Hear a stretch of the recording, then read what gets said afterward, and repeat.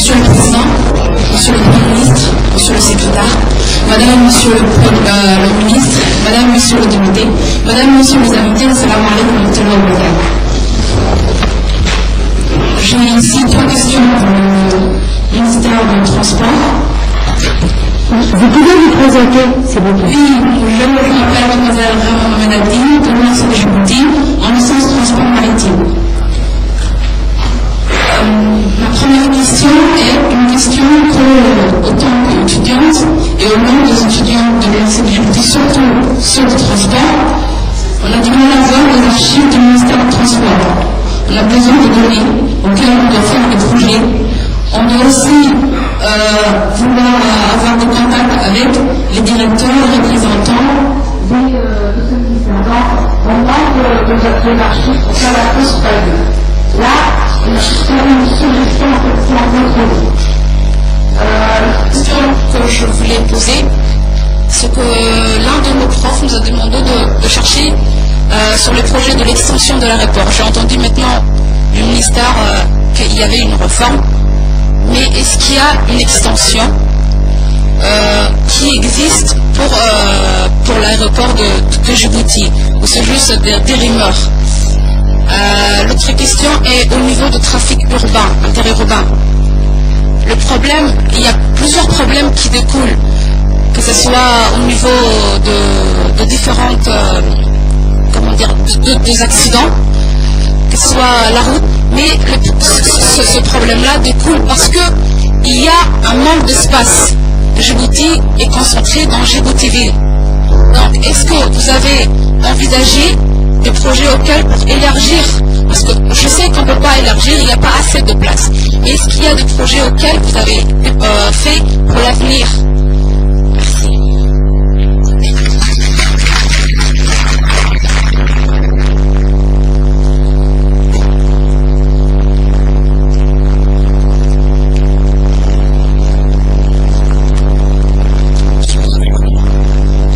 Monsieur le Président, Monsieur le Premier ministre,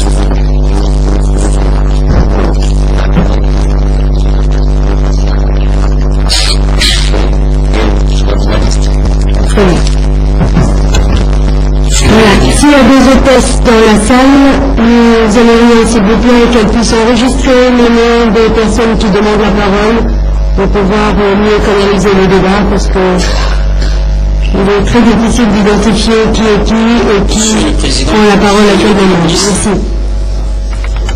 Monsieur le Président, Monsieur le Premier ministre, et les membres du gouvernement, le Président, ainsi que le député et les invités. D'abord, je vais dire mon nom, je me présente, M. Omar Hussein Barré, instituteur de l'éducation nationale. Bon, premièrement, je veux dire que pour les participants qui sont là, donc je veux dire une question disons que nous n'oublions pas que nous sommes le plaidoyer de la société, et en parlant que le débat en soi, je sens que la plupart des participants participent à ce débat. Parce que nous sommes les porte-parole de la société. Bon, je poserai une question au ministre de l'équipement et des transports. Dans ces derniers temps, la route RNA, il y a eu des accidents graves avec les usagers et les camionneurs des Éthiopiens. En tant qu'usager de ces régions, surtout à l'ICBA, comment peut-on résoudre ces problèmes fréquents? Merci.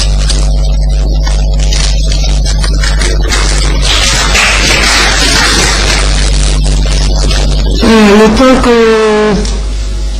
qu'on reçoive donc la liste qui est en train en ce moment d'être établie par les hôtesses, je proposerai de donner la parole à ce jeune homme qui est déjà devant le microphone et ensuite le monsieur derrière en chemise bordeaux. Merci. Salam alaikum wa rahmatullahi wa barakatuh. Bismillah ar-Rahman ar-Rahim. A'udhu billahi minash shaitanir rajim. Monsieur le Président, Monsieur le Premier ministre, Mesdames et Messieurs les ministres, chers Mesdames et Messieurs les participants, chers amis universitaires, D'abord, je dois m'estimer heureux et chanceux de participer à ce genre de séminaire pour la première fois de ma vie et prendre part au débat de notre pays et avoir l'occasion de poser des questions aux acteurs politiques de notre pays pour voir un peu ce qui a été fait, ce qui reste à faire et les perspectives qui s'offrent pour notre jeune République. Donc ma question s'adresse je m'appelle d'abord, je me suis présenté je pense, je m'appelle Adelmo Soudouxi, je suis de l'Université de Djibouti, je suis en licence logistique et transport 3e année, j'ai une spécialité de gestion maritime. Donc la question que je voulais poser au ministre de l'équipement et des transports, en fait ça concerne le chemin de fer. En fait, la question du chemin de fer, c'est une question qui m'a tellement préoccupé que j'aimerais pour une fois trouver la réponse. Et bon, je me suis dit que c'était l'occasion de finir pour une fois. Et d'ailleurs, sur le chemin de fer, j'ai fait ma licence, plutôt ma mémoire de fin d'année. Donc ma question est en même temps une question plus une suggestion. Nous savons actuellement, personne ne peut ignorer l'état actuel du chemin de fer qui, on peut dire, est agonissant. Et bon, est considéré comme une société qui est appelée à disparaître si rien ne fait d'ici là. Donc, on sait que c'est une compagnie bilatérale entre des pays. Donc, j'aimerais d'abord suggérer peut-être une solution pour revoir un peu le statut du chemin de fer en faisant de la compagnie du chemin de fer une compagnie qui pourrait être gérée en une partie par les Djiboutiens et une partie par les Éthiopiens. Donc ça pourrait être, chacun pourrait insuffler le dynamisme d'action qu'il voulait, parce que les bonnes intentions ne manquent pas, mais il y a certains qui ne veulent pas que le processus avance. Ma question que je voulais passer est très simple pour le ministre, c'est que je demanderais comment et pourquoi le processus et les procédures de mise en concession du chemin de fer viennent-ils jusqu'à là? Parce qu'on a vu qu'au début, il y avait une société sud-africaine qui voulait, comment dirais-je, prendre la gestion du chemin de fer. Je ne sais pas ce qui s'est passé. En tout cas, c'était un constat d'échec. Deuxièmement, il y avait une société koweïtienne qui a voulu prendre, comment dirais-je, la gestion encore. Je ne sais pas, ils ont changé d'avis. En tout cas, les éléments de réponse pour ça, j'attends le ministre de l'équipement et des transports et pourquoi ça a piétine. Ma deuxième question concerne sur les agrobus que vous avez constamment, les agrobus que vous avez récemment construits au bord de route.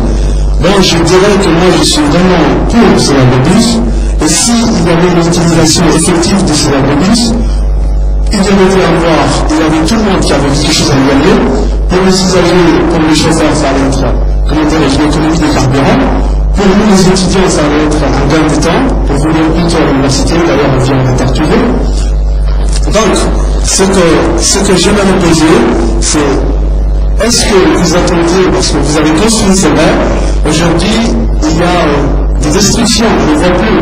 Est-ce que vous attendiez du peuple, de la population, à ce qu'il fasse un effort pour s'adapter aux agrobus qui est nouveau pour nous, ou est-ce que normalement c'était le contraire, c'était le ministre des Transports de sensibiliser les gens à utiliser de façon effective les agrobus qui essaient qui va avoir, comme je viens de le souligner, des avantages pour les chauffeurs et pour les étudiants et les usagers aussi. Donc ma troisième question pour finir, je ne vais pas rester trop longtemps dans le micro. Ma troisième question, c'est un droit maritime.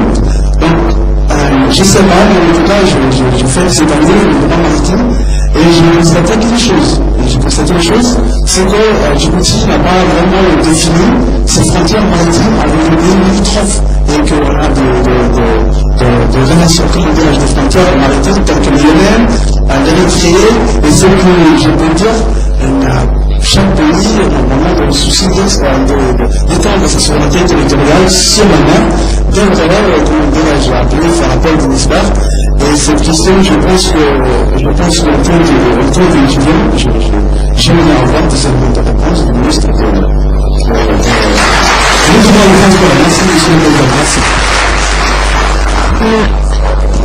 Nous allons prendre une dernière question donc, du monsieur je trouve juste derrière, et ensuite peut-être nous permettrons au ministre de l'équipement et du transport de répondre à cette première série de questions pendant que les prochains intervenants puissent porter leur nom sur une liste exhaustive. Merci.